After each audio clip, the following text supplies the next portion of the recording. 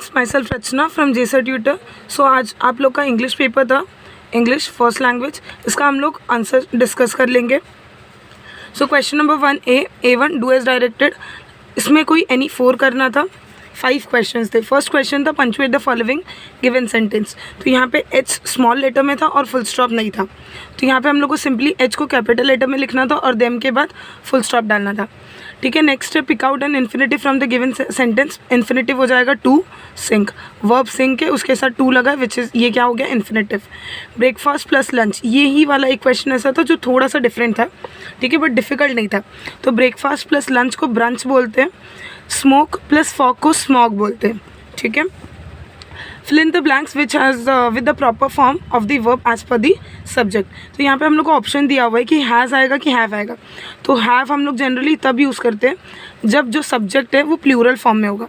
जैसे कि दे, जब हम लोग दे लिखते हैं तो दे क्या है, दे प्लूरल है, सब्जेक्ट दे ये प्लूरल है, तब अपन हैव यूज़ करते हैं। बट यहाँ पे स्टेफन हॉकिंग ये जो सब्जेक्ट है सिंगुलर है, इसके लिए हम लोग क्या यूज़ करेंगे, हैज़ यूज़ करेंगे। Next write the root word after dropping. देखो रूट वर्ड हम लोग को जो एक्चुअल वर्ड है वो लिखना है आफ्टर ड्रॉपिंग द प्रीफिक्स और suffix.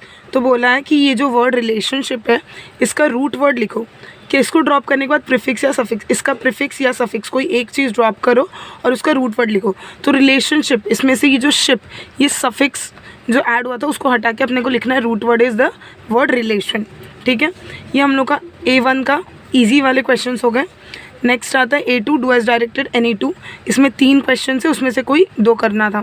Change the following sentence into indirect narration, इसको इनडायरेक्ट स्पीच में कन्वर्ट करना था। Will you buy my hair ask Della, will you buy my hair ask Della. तो ये हो जाएगा डेला आस्क वेदर। ठीक है, जिसने लिखा Della ask whether he would buy her hair चलेगा, जिसने लिखा Della ask if he would buy her hair चलेगा। ठीक है, वेदर भी चलेगा, इफ़ भी चलेगा। और यहाँ पे किसी ने ही के बदले शी लिख दिया तो भी चलेगा, क्योंकि यहाँ पे किसको डेला ने बोला है इसका जेंडर मेंशन नहीं किया। तो ही लिखा या शी लिखा चलेगा, वेदर लिखा, इफ़ लिखा चलेगा। आंसर होना चाहिए Della ask whether he would buy her hair. ठीक है, make a word register of 4 words related with universe. Universe से रिलेटेड कोई 4 वर्ड्स का वर्ड रजिस्टर बनाना था। बहुत सारे वर्ड्स है, इसमें से अगर कुछ नहीं है तो पैनिक मत करो। इसके अलावा भी बहुत सारे वर्ड्स है, अगर यूनिवर्स के रिलेटेड है तो लिखे हो तो मार्क्स मिलेगा। स्टार्स हो गया, सन हो गया, मून हो गया, प्लैनेट्स, एस्ट्रॉइड, स्पेस से और भी बहुत सारे वर्ड्स है।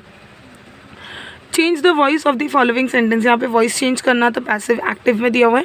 पैसिव में तो इम्पेरेटिव सेंटेंस है तो लेट से स्टार्ट होगा।